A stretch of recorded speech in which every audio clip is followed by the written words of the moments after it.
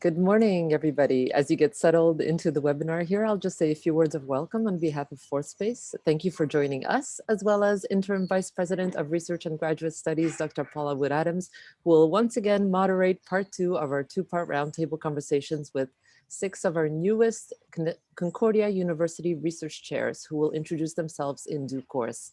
Thank you, Paula and Research Chairs, for your participation. We very much look forward to the conversation. If you missed part 1, where Paula spoke with the other 6 newest CURCs, head on over to concordia.ca/4 to access that video, and we'll paste the link directly into the chat now. Fourth Space is interested in facilitating interdisciplinary connections and producing all manner of interactive content related to research and academic activities to explore the impact of the innovative and forward-thinking ideas that are brewing at Concordia University.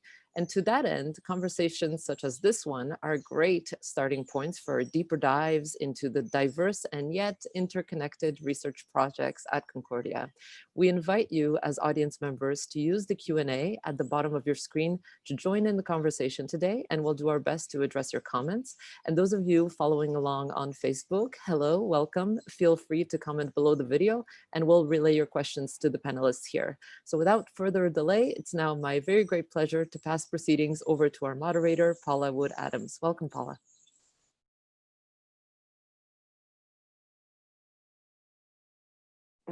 Thank you, Anna, and good morning to everybody. I'd like to begin by acknowledging that Concordia is on unceded Indigenous lands for which the Chunjiang An Nation is the recognized custodian. Last week, I had the pleasure of hosting the first of these 2 roundtables with 6 of our newly appointed Concordia University Research Chairs. The exchange was engaging and lively, and these colleagues from different fields were able to find commonality among their thoughts, ideas, and approaches.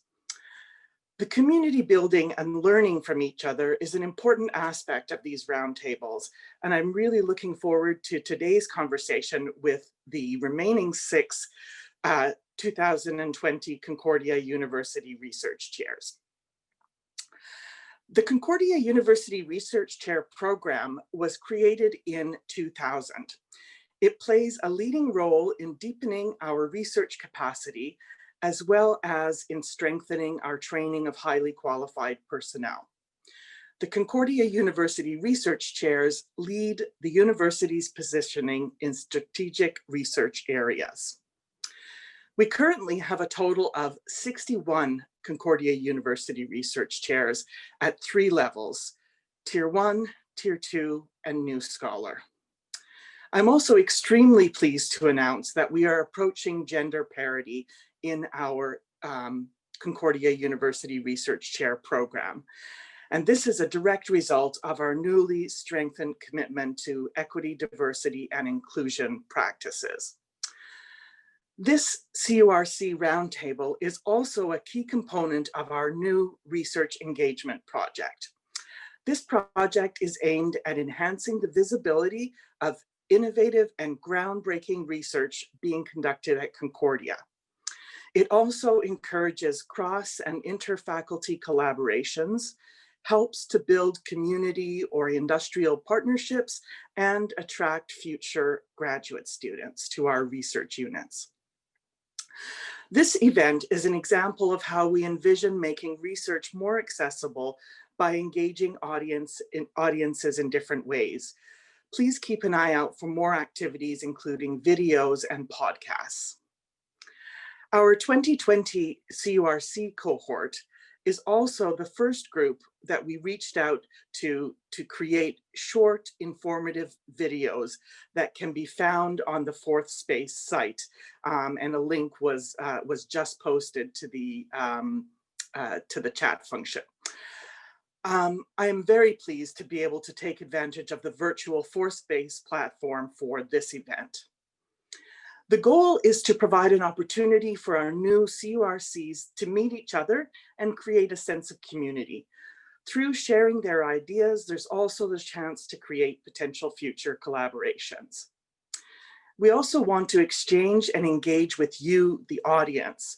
and let our community, both internal and external, learn more about what a university research chair is.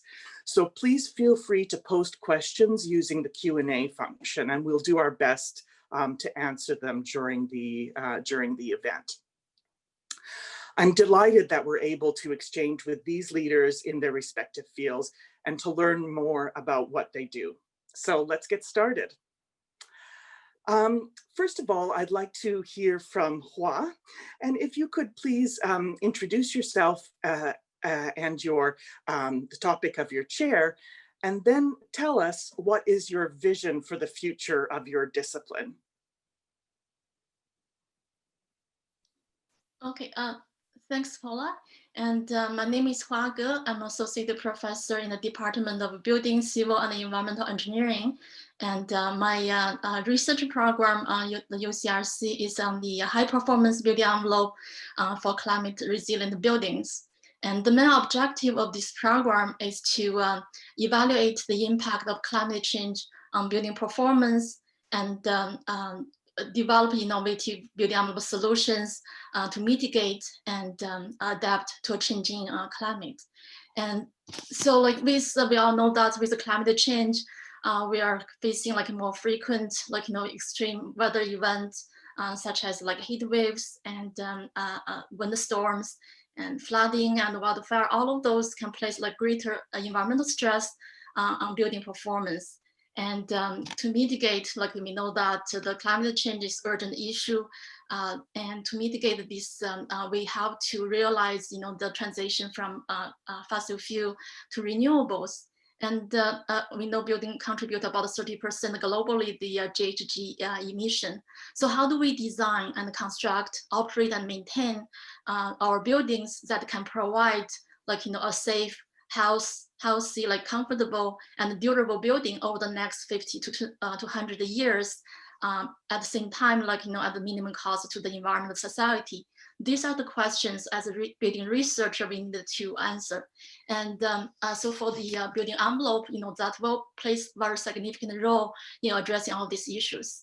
So within this research program, like what we are really looking at is that how the building envelope impact the indoor environment, being like some comfort, acoustic, visual, and indoor air quality, and interact with the outdoor environment in terms of durability, and then it can be used to moderate the microclimate, integration with green walls, roofs to elevate the urban heat island effect, and some of the examples for integration of the photovoltaic to turn the building in from energy consumer to energy generator, to generate the power, electricity and the thermal, and integrate those energy source with mechanical systems like fresh air to improve the indoor air quality.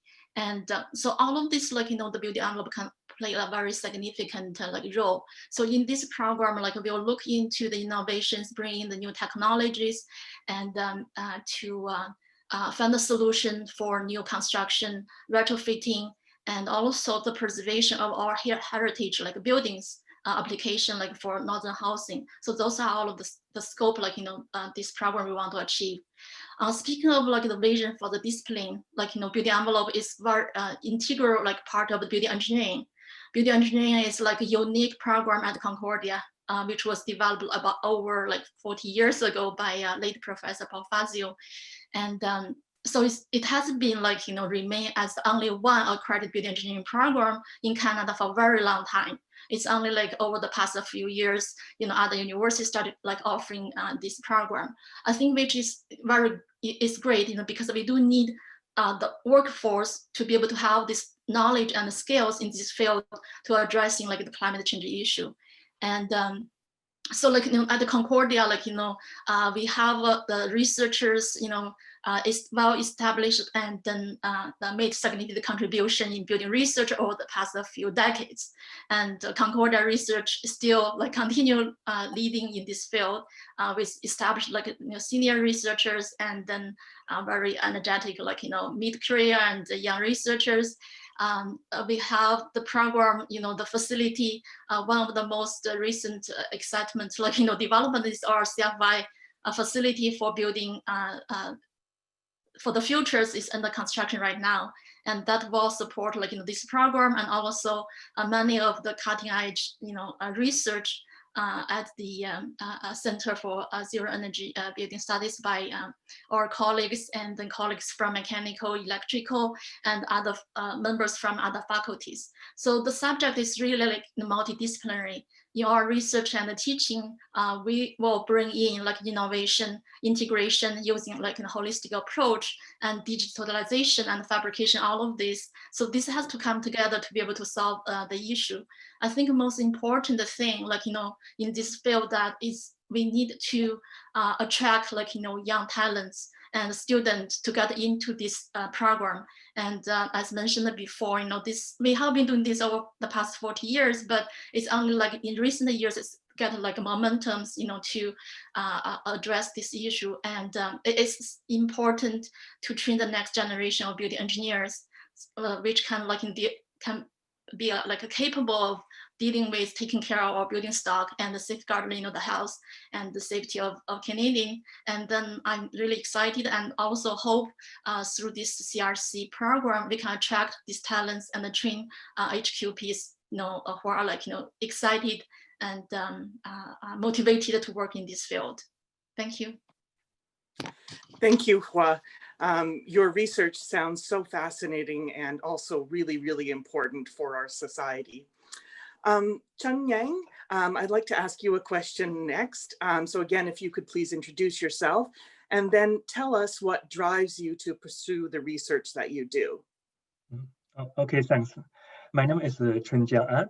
I'm currently the assistant professor from the Department of Building, Civil, and Environmental Engineering. The area for my research chair here is mainly about the spill response and remediation, with a focus on the shoreline. Shoreline is a natural area for the whole public. And Canada, we have the longest shoreline in the world. So there are so many beautiful beaches, parks, and attractions along the shoreline. As for myself, I like taking my kids to the shores because the kids, so they love there.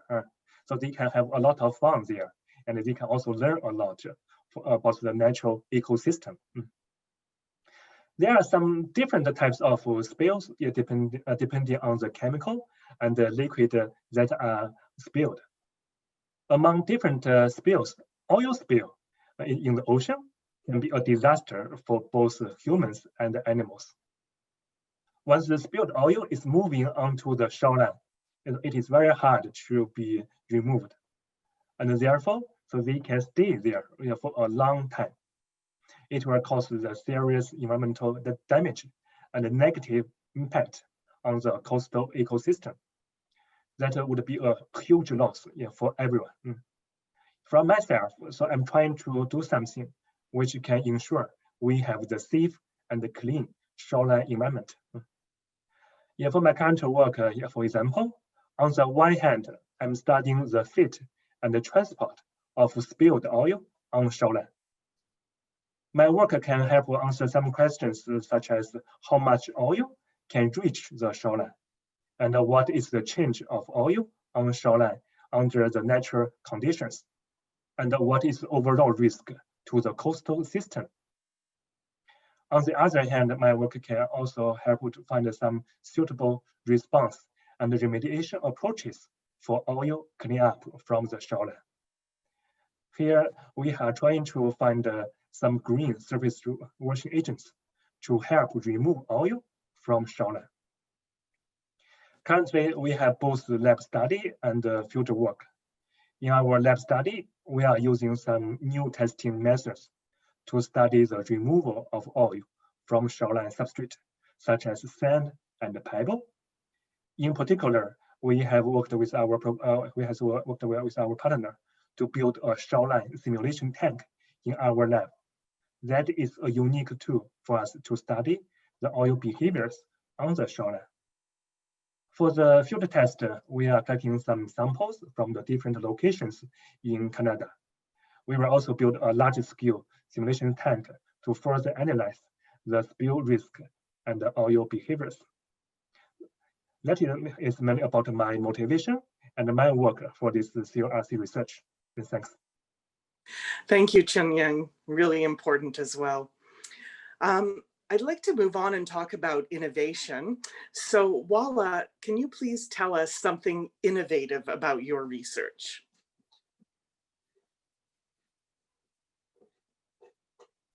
Yes, thank you, Paula.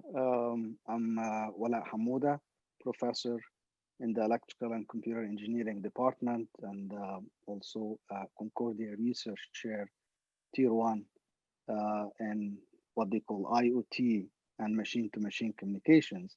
So before I talk about the innovation, I would like to give you, a quick overview of what is happening in the area of communication or telecommunications in general.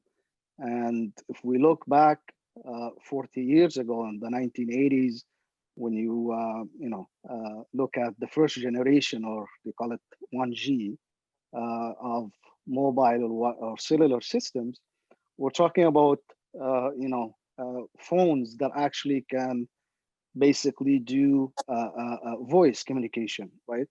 And that was mainly based on analog communication, which requires a lot of power. And that you can see actually at that time when the phones were really quite big. And then we started the second generation in the early 90s, which is the first generation of digital communication. And that brings the voice and messaging or data applications. So we saw, in 10 years, every 10 years, actually, we have a new generation of mobile or cellular applications in the area of communication. So in the second generation, we saw the voice and then the data. And then in 2000, the third generation that we see at that time was basically dealing with voice data, and it was offering higher data rates and higher capabilities than the second generation. Then the 4G, as we all know and we see nowadays, which was first implemented in 2010, was basically the first step towards internet or surfing the net, right? So we had the smartphones and we had the technology with, small phones, handsets to explore and surf the net and do many things that we do with our laptops or our PCs, right? Now the 5G, I'm not sure if you guys heard about it. It's a hot topic, and it's supposed to be 2020, the starting of 2020. We've been working on this for quite a bit of time in the last few years.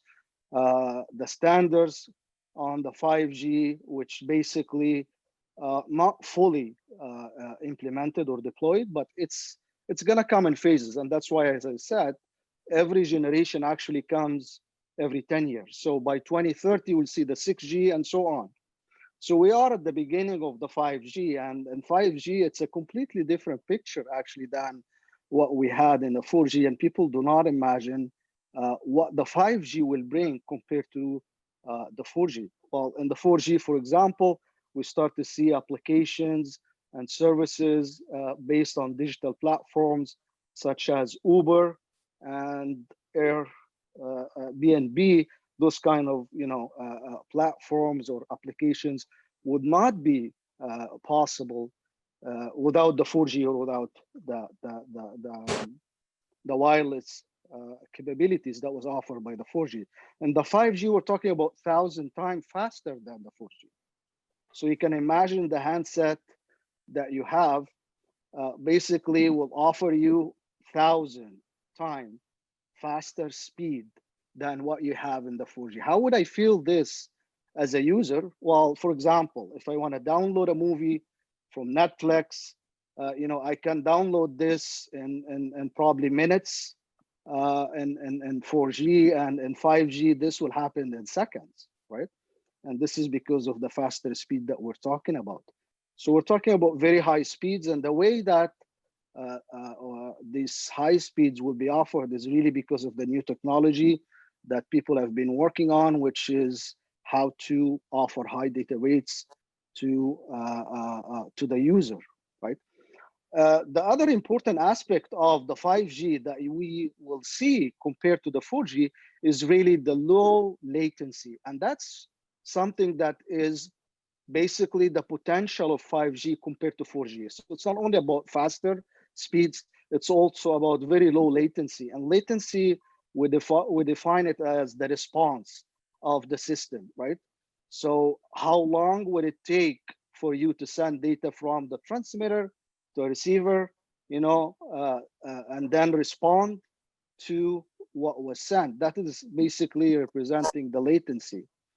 So yeah, latency is something that very important in the 5G and will enable a lot of applications, gaming, robotic applications in the industry, and also e-health. All of these applications, would benefit from this low latency. And then the last thing that I want to talk about is the massive connections of devices.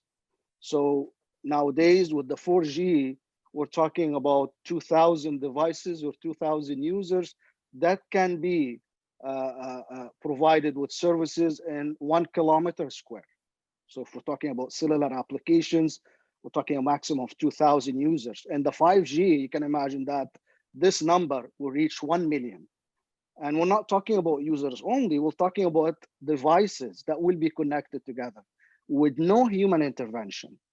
And not only devices, objects that will be communicating with each other through what is known as the Internet of Things, or the IoT, or the Internet of Everything. So everything that you can imagine will be connected to the internet. That's really the future of telecommunication nowadays. And this is the subject of my Concordia chair that I'm working with my graduate students, is how to enable the IoT and what is called the machine-to-machine or M2M communication, which is the platform really for, or the enabling technology for the IoT. So IoT is a very hot topic, and the industry and the academia are focusing on how fast we can go to implement IoT, because it's gonna bring everything together anywhere at any time. All devices, everyone will be connected to the internet, and you can imagine what benefit that would bring to the society and to everyone.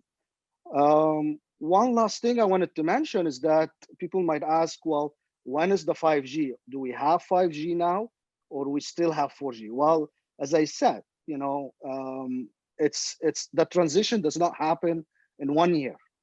But we started working on the 5G, and we will see actually the 5G in iPhone 12, which is supposed to be coming in October 16, I believe. They will be launching the 3 versions of, or the 3 models of iPhone 12, which it claimed that it will be 5G or will offer 5G connectivity with the advantages that I mentioned. And they will have some other models also that will support or will keep the 4G. So there is a lot to talk about, but I'm with my students, we're focusing on these enabling technologies, and our work is basically how to make this feasible and fast. Thank you, Paula. Thank you, Walaa. I'm going to move on now to Tanja, and I'd like you to tell us a little bit about how multidisciplinary collaborations are important in your research. Yeah, thank you, Paula, for this question. Actually, multidisciplinary collaborations are essential to my work. My name is Tanja. I'm Associate Professor at the Center for Engineering and Society, and our center is totally multidisciplinary. My colleagues come from the fields of sociology, philosophy, public policy, science and technology studies, and engineering. So this is actually a very multidisciplinary environment. And my CURC is on equity, diversity, and inclusion in science, technology, engineering, and mathematics, in short, EDI and STEM. And basically all real-life questions around equity are questions that require to be studied and addressed from different perspectives, either in a transdisciplinary or interdisciplinary or multidisciplinary way. Without these perspectives, we won't be able to study and to answer questions, for example, of underrepresentation or marginalization of certain groups in STEM, like women, Black people, Indigenous peoples, and other marginalized groups, and we wouldn't be able to study and counteract bias in research. So a current example of my work in my collaboration, in my multidisciplinary collaboration, is a project with colleagues in computer science and software engineering to include principles of inclusivity in software design in order to counteract biased software. So this would also be would also link into 5G, for example, to research or to make sure that 5G is really accessible to everybody and really everybody can participate in 5G. Another example is a project in which I explore approaches to decolonize STEM curricula together with colleagues from Concordia's departments of physics, chemistry and biochemistry, First People Studies, and the director for decolonizing curriculum and pedagogy, Donna Goodleaf. And we are even working internationally and interdisciplinary in this project. We are collaborating with scholars from Brazil and the US. These scholars, again, have different disciplinary backgrounds like critical race studies, environmental science, and physics education. So you see, this is a very multidisciplinary work. Let me also say that Concordia really offers an excellent environment for my multidisciplinary collaborations. And I've experienced that Concordians, researchers and students are open to crossing disciplines while having a very deep respect for each other. So it's a really great and rewarding experience to do multidisciplinary research here. Thank you so much, Tanja. I think your work is really going to have a major impact on the technology of the future. So thank you for that. Carmela, I know that you also do a lot of multidisciplinary and interdisciplinary work, and I was wondering if you could tell us a little bit about that and how it works in your research.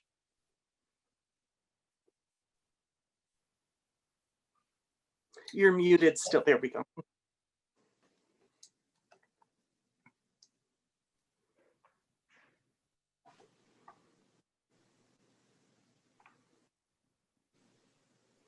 No, Carmela, you're still muted. Okay. There we go. Can I introduce myself first before Yes, I answer? please. Yes, okay. Okay, so my name is Carmela Cucuzzella, and I am an associate professor in the Department of Design and Computation Arts. My CURC is a renewal, and it's a tier 2 this time, and the focus of my CURC is integrated design and sustainability for the built environment. Before I go on, I do want to thank Concordia for supporting this research because it's key in attracting talent and building collaborations in this particular field, which is diverse and, like you said, multidisciplinary. So just to give you a little bit of an example of kind of things that we're doing is because I'm in a design department, we study design practices, and we study, in my particular case, we study sustainable design practices from a variety of interveners. So whether they're participatory, experiential, exploratory.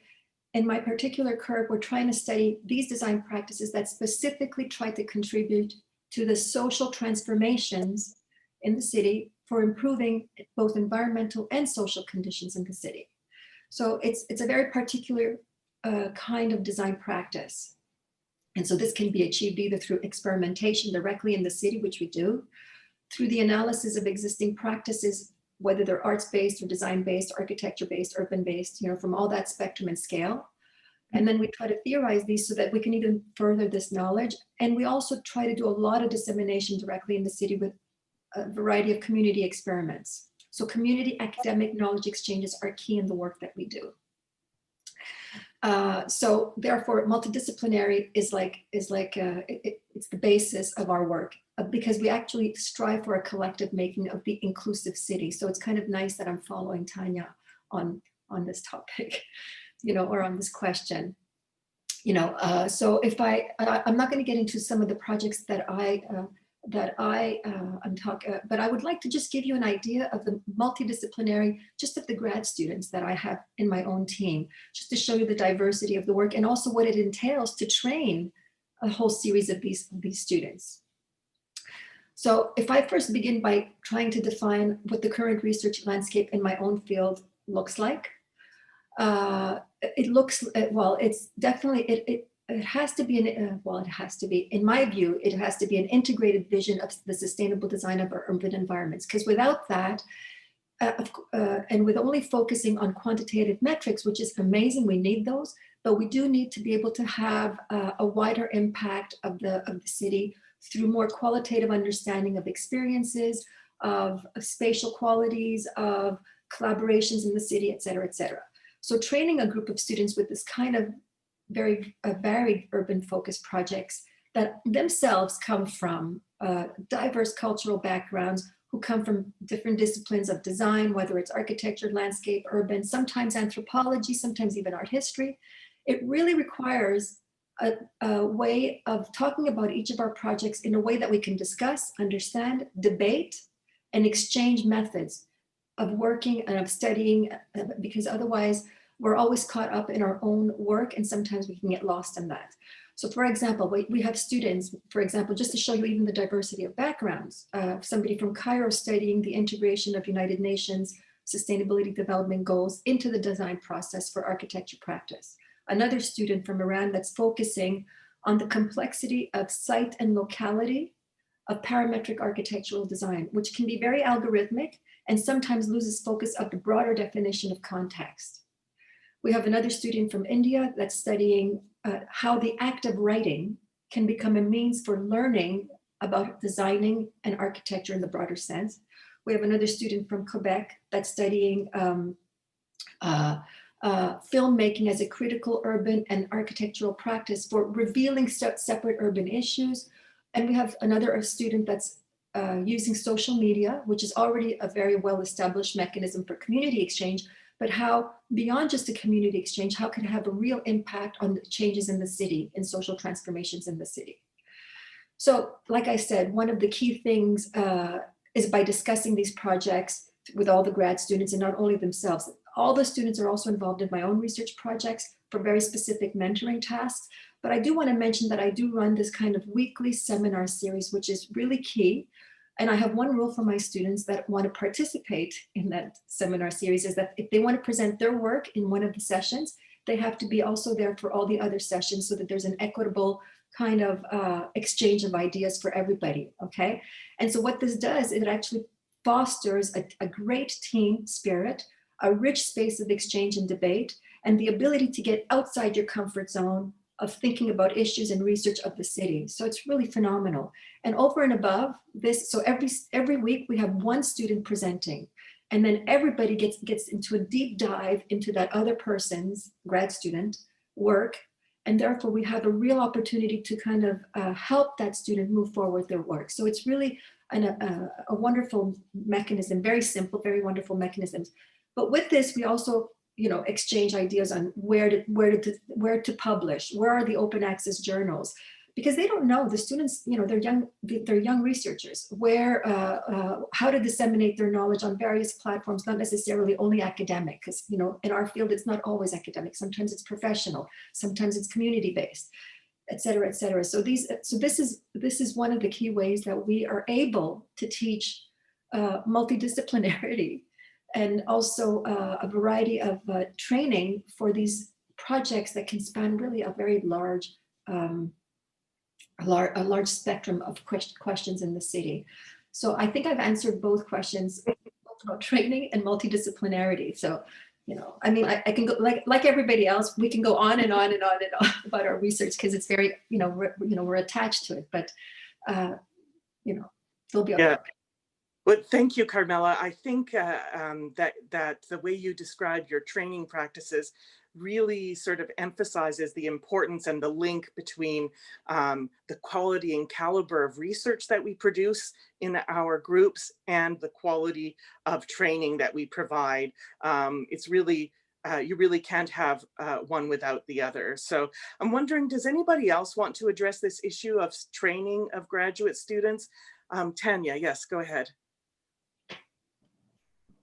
Yeah, so I totally agree with Carmela, and I like very much her multi-methodological approach. I think this is really necessary.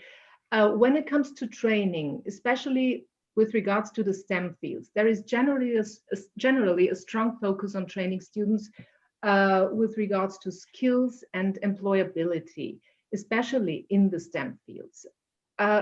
This is important. However, from an equity perspective, students also need to be empowered and trained to critically reflect their research and how their research might impact social equity and even increase inequity. So for example, in the context of climate change, and Hua already mentioned her great research in climate change, or to counteract climate change, especially the STEM fields. In the STEM fields, we tend to present science and technology as solution only. But we must not forget that science and technology also played and is still playing a key role in causing these problems. No scientist wanted to cause climate change deliberately. They just made scientific and technological decisions following scientific values, and they acted as they were expected to do to the best of their knowledge, right? So we need to train our students to understand this. And I think what we as researchers and teachers need to do is to understand and to analyze the normative frameworks and the set of values that led to these decisions. Only then, with this knowledge, we can train students to gain a robust, critical attitude, which will help them to make better and more sustainable and equitable decisions, be it in research or in technological development. Thank you, Tanja. I'd like to give Joel an opportunity to speak now. I was wondering, Joel, if you could talk about the impact that you would like to have with your research. And of course, if you can please introduce yourself first. Certainly. So a bit of a disclaimer, my neighbor thought this would be an opportune time to practice his saxophone playing. So if you hear any background music, my apologies for that. Apparently, I think he's a beginner. Okay, so my name is Joel Bothello, and I'm an assistant professor in management at the John Molson School of Business. So my research chair is in resilience and institutions. And so when we think of resilience, we usually think of it in terms of biological ecosystems. That's where the term is derived from and the theory around it. But I'm interested, being in a business school, I'm interested in looking at how resilience applies to organizations and people within organizations. So to this end, I have a few projects, but I'd like to talk about one project in particular, which is on understanding entrepreneurial resilience in the informal economy. So the informal economy is comprised of businesses that are not registered. And so for this research, I focus on the townships of Cape Town.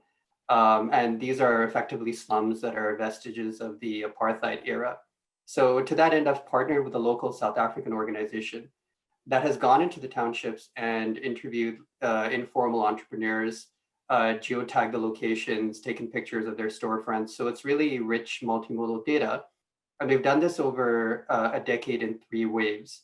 And so what's interesting is that you have about 36 enterprises that have survived over those 3 waves over the past decade. So my goal is right now to understand what makes those organizations or those enterprises different from the hundreds of others that didn't manage to survive over that same time period, especially if you consider that these environments are highly uncertain in terms of racial tension, but also in terms of crime, poverty, et cetera. So in terms of this research, the impact that I want to have is mainly with respect to policy making around economic development and poverty alleviation. So if we think about the informal economy, economists and policymakers, they usually treat these as places that are devoid of entrepreneurial and commercial activity, or worse yet, as impediments to a better, more desirable formal economy. But I want to demonstrate that actually, the informal economy is extremely important in reducing the poverty rate. So the city of Cape Town released some statistics a few years ago that the informal economy has reduced the poverty rate of their city by 5%. But based on my experience, their data is actually very superficial. I believe it's actually far higher than that number. And you know, the informal economy does have its problems. For instance, you don't collect taxes that could be spent on healthcare, education, and public infrastructure.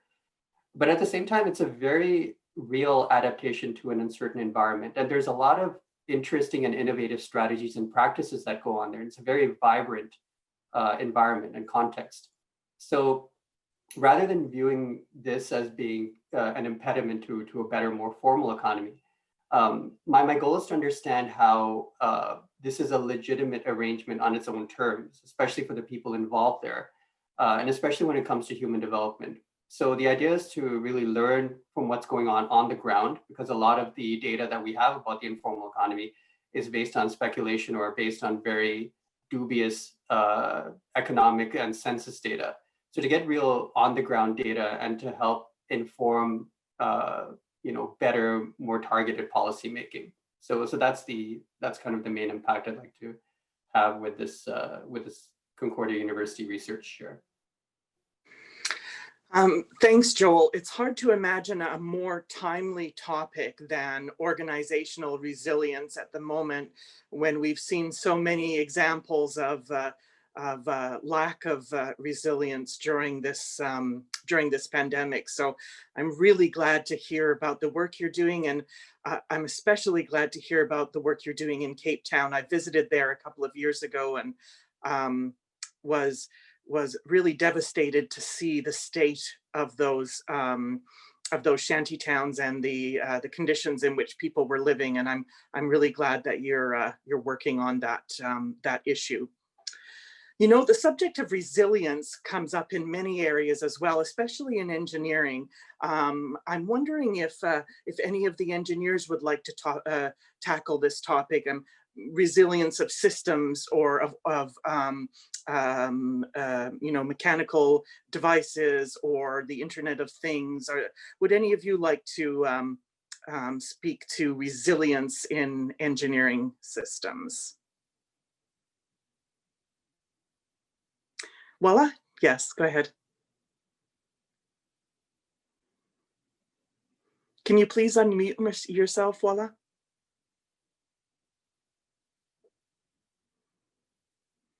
Yes, thank you, Paula.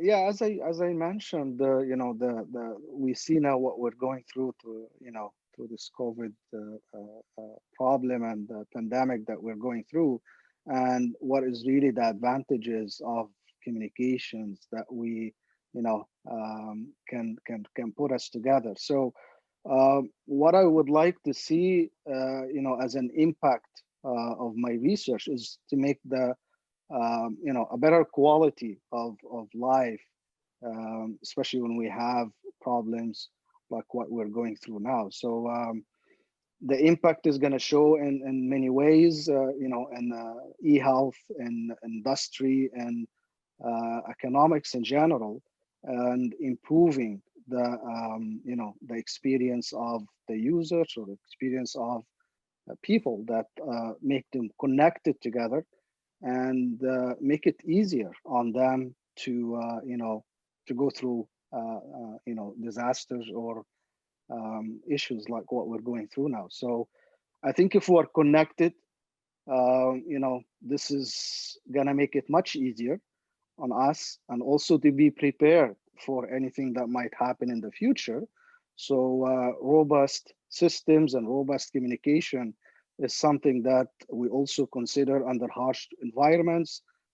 We had some projects before with the industry, with IBM and some other companies that deal with, you know, how we can manage or how we can sustain communication under harsh environments. So I think that, you know, no one ever imagined that we're gonna go through this. And I think this is the turning point to me and to everyone else. How can we make it better? And how can we learn and be prepared for anything that might happen in the future, not only in communications, in many areas. Yeah, thank you, Walaa. How can we be more resilient in the future? Carmela, I think you wanted to address the issue of resilience as well. Yes, thank you for that. Yeah, only because of course we need resilience in all of the systems, exactly like Walaa was explaining, of technological systems, communication systems, etc., mobility systems. But we also need to think about resilience from the social context, from the community context, and obviously, like Joel was saying, from the organizational context.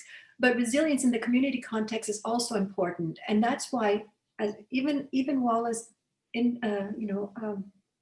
Internet of Things or communication platforms that we're developing now can be even one part of the basis for community resilience in cases of disaster or adversity or urban questions that come up that kind of discombobulate or disrupt or the urban condition in massive ways, exactly like the pandemic has had on us. So in this case, the urban context of the pandemic has shifted the way we move around the city, the way that we interact with everybody in the city. And so resilience has to also be built into the cities to be able to affect these kind of situations, but from the human perspective, to be able to make sure that we do not ignore that the humans also need to come back and be able to absorb, resist, and be accommodated in these urban situations that come up, unexpectedly. So I just wanted to include to your definition of resilience is that, yes, of course, we need those systems to be resilient, because without those, then, we can't operate. But we also need communities to be resistant and to think about how we can make communities more resistant and resilient, sorry. Thank you, Carmela. That's a really important point. I'd like to move back a little bit in the conversation and look again at innovation. And I'm wondering, Joel, if you could tell us what innovation means to you and to your research. Certainly. So, well, there's two things. One, the innovative aspect of the research that I have is on the context itself, which is often highly understudied. So that's one area which I think there's innovation to be had. And the second aspect is, and I should also mention that this also has to do with the data collection method. So generally, you'll have an ethnographer or someone from outside of the context who goes in and who hasn't built those connections, who doesn't have any social capital with the individuals involved in the economy. So the methods that I'm trying to develop here in association with this organization is to kind of have a more grounded approach where you have locals who are already well immersed and well embedded in those environments. And so that way I think you get a more, I would say, authentic feel of the context, because generally what happens is that people tend to be highly distrustful of outsiders when it comes to the informal economy, because, and rightly so. So in this sense, there's one innovative aspect in terms of how you collect data and how you approach these contexts, which have been highly understudied. And so the other element is in terms of innovation is in terms of the data that you actually collect. So it's not very often that you have longitudinal data over a decade, which is comprised of interviews, surveys, as well as geospatial data and photography. So in that sense, you get there's innovation here in terms of the multimodal data that's available to understand the phenomenon of the informal economy. So in that sense, I think there's that's where I see the innovative aspect of this research, both in terms of the methods and the context, but also in terms of the types of data that we'll be collecting or that we have collected already. Thanks, Joel. So is there anybody else who would like to address this issue of innovation? To some people, when you talk about innovation in research, they think that means commercialization. Doesn't always mean that, as we've just heard from Joel, but I'm wondering if anybody would like to speak about that aspect of innovation. Walaa, perhaps you've had some experience in that aspect. Yeah, well, as we talked before, the work that is my students doing actually with me is focusing on the implementations and make it easier for companies to deploy this, what we call the IoT thing, and we're studying different aspects of these systems and how we can make them, reliable and how we can deploy them in the fastest way. So the methods that we use, again, I cannot really say what we're going to do next year or the year after, but what I'm saying is that we're looking into less complex methods, less expensive, and also privacy is very important when we talk about these applications. If we're talking about devices and objects that communicating with each other, everything is smart, right? And everything is connected. So again, information privacy is a big issue here. And this is one area that we also address. How can we make sure that we connect everything together? At the same time, we provide privacy and security of information. So there are lots of methods, lots of techniques that we look at. And with my research and with my students and the lab, we're working on this to make it feasible. All right. Thank you, Walaa. Yes, Hua, you have something you'd like to say? Just very quickly, maybe add on to the innovation part. I think, for our research, here is again also using system like optimization is not only isolated one aspect of it, but the integration of different aspects of technology, and also with the comments from Tanja, I think it's very important because now we are doing design the building for next 50, 100 years. There's a changing environment, but also if we want to look at really the ultimate goal is the impact on the environment, on the society, right? So the social aspect is very important. I think that will be part of this optimization, kind of bring the innovation together. How do we get the optimum solution, but not only addressing from the technology aspect, the social environment, all of that together. So I would think this is the way to go, and just add on a little bit on the innovation part. Thank you. Thank you. I couldn't agree more. I think that's a really important point. So I'd like to now take the next few minutes and talk about the value of public engagement with respect to research. So the importance of doing things like today's event. So Joel, I had you down as somebody who'd like to speak to this, and then afterwards, if anybody else would like to address it, that would be wonderful. So Joel? Yes, certainly. So, I can talk about another element of another project, which is related to resilience. So one of my earlier research projects that I've been continuing on more recently is on the imposter syndrome. So, so this is the idea that, people get to where they are, or high achieving individuals feel that their outcomes or that their achievements are the result of luck or circumstance, rather than, actual merit. So that's where, where I look at resilience at a more individual cognitive level and look at, well, how does anxiety play into resilience? So for that's been an area of research which I've found has gained a lot more traction in terms of public engagement. So last year I did a Walrus talk in Ottawa on the imposter syndrome and discussed who was susceptible to it. And the responses to that were actually really surprising, just because, I found that this idea of imposterhood resonates actually not just amongst academics, but also amongst a variety of other professionals as well too. And so the understanding of, well, we understand that, women tend to be perhaps suffer from the imposter syndrome, or people who are from ethnic minorities, they tend to suffer from the imposter syndrome. So the kind of the novelty of my approach is to look at how do institutions or how do organizations catalyze or kind of emphasize this idea of the imposter syndrome. And so in that sense, I think, you know, that area of research has found a lot more appeal to a wider audience in terms of how